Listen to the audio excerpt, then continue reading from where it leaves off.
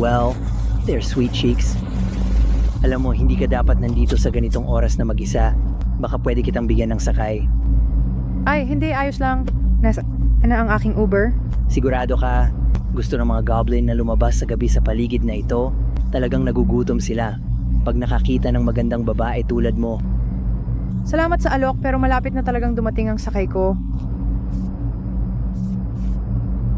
Ay, parang naamoy ko ang isang tunay na mabahong isa na lumalapit.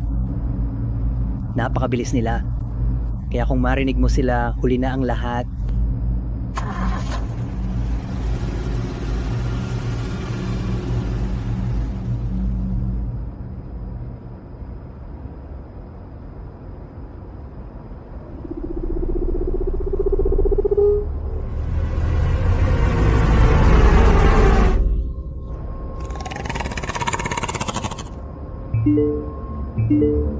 Hindi